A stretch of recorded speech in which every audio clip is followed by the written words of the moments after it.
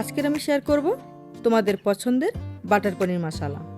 খুব সহজেই তোমরা বাড়িতে বানিয়ে নিতে পারবে, যেটা খেতে একদম রেস্টুরেন্টের মতোই হবে। তবে শুরু করা যাক। প্রথমে উপকরণগুলো গুছিয়ে নেওয়া যাক।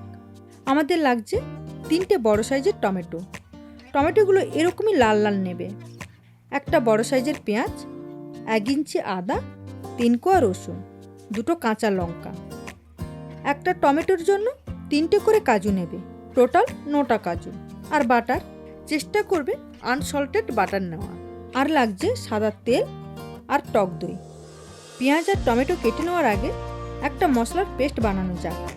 আমাদের লাগবে 1 চা চামচ লঙ্কার গুঁড়ো, 1.5 চা চামচ ধনের গুঁড়ো, 1/2 চা চামচ হলুদ গুঁড়ো, আর লাগছে 2 টেবিল চামচ টক দই। এইভাবে ভালো করে মিশিয়ে নিও। যেহেতু আমরা এই রান্নায় ক্রিম ব্যবহার করব না, তার জন্য এই পেস্টটা দরকারি। আর এইভাবে করলে মশলা পুড়ে যাওয়ার সম্ভাবনা কম থাকে। মেশানো হয়ে গেছে। এবার পেঁয়াজ আর টমেটো কেটে নেওয়া যাক। টমেটোটা রাফলি কেটে নাও, পেঁয়াজটা এইভাবে কাটলেই হবে। মোটামুটি সব উপকরণ গোছানো শেষ। এবার রান্নায় যাওয়া যাক। প্রথমে কড়ায় 2 টেবিল চামচ সাদা তেল গরম করে নাও। এখানে তোমরা সাদা তেলের বদলে ঘিও দিতে পারো। তেল গরম হয়ে গেলে লাগবে 5টা ছোট এলাচ, 4টে লবঙ্গ, একটা তেজপাতা, আদা কুচি আর রসুন। এবার এটাকে একটু নাড়াচাড়া করো 1 মিনিট। আর একটু বেশি নাড়াচাড়া করলে আদা রসুনের কাঁচা গন্ধটা চলে যাবে। তারপর লাগবে পেঁয়াজ কুচি। পেঁয়াজ কুচিগুলো ব্রাউন কালার হওয়া পর্যন্ত ভাজবে। তা না হলে টমেটো দেওয়ার পর টমেটোর জল বেরোনোর জন্য পেঁয়াজ কাঁচা থেকে যাবে, গ্রেভিতে সেরকম টেস্ট পাবে না। দেখো, ঠিক এরকমই ভাজা ভাজা হবে। এরপর লাগবে কাজু বাদাম আর লাগবে আগে থেকে করে রাখা মশলার পেস্ট।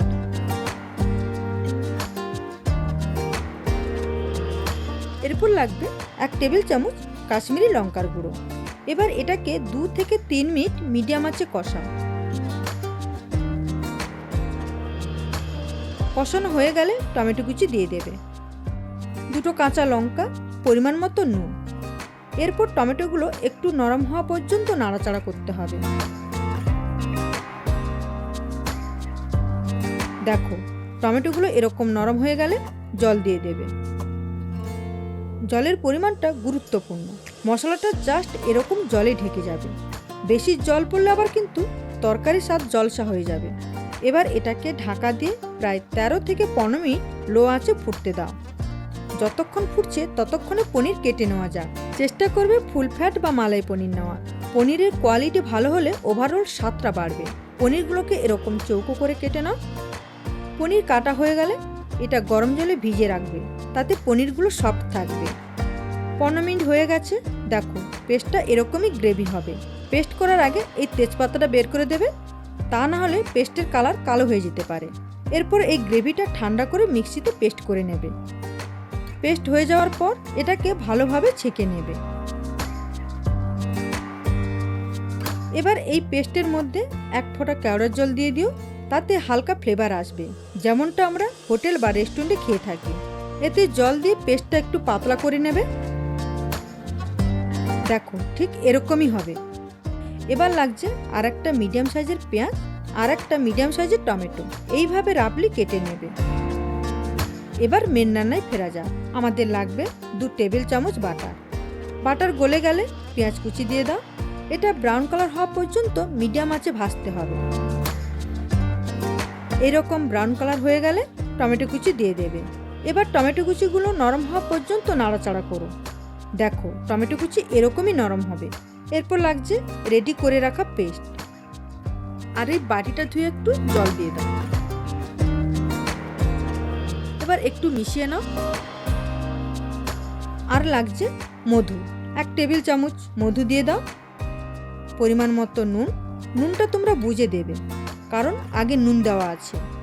আর লাগবে অল্প কাসুরি মেথি পাতা। কাসুরি মেথি পাতা দিলে সুগন্ধটা অনেকটাই বেড়ে যাবে। আর শেষে ভিজিয়ে রাখা পনিরগুলো দিয়ে দাও। এবার পুরো জিনিসটাকে একবার ভালো করে মিশিয়ে নাও। এরপর ঢাকা দিয়ে 10 থেকে 12 মিনিট মিডিয়াম আঁচে ফোটাবে। দরকার হলে মাঝে 1 থেকে 2 বার ঢাকনা সরিয়ে নেড়ে দিতে পারো। 12 মিনিট হয়ে গেছে। রান্না শেষ করার আগে অল্প একটু বাটার দিয়ে দিও। আমাদের রান্না শেষ। তোমরা এটা আজই বাড়িতে ট্রাই করো আর আমাকে জানিও কেমন হয়েছে খেতে। আজ এতটাই, আবার দেখা হবে নতুন এক রেসিপির সাথে। আমি শোভা, তোমরা দেখছিলে স্বাদের আনন্দ।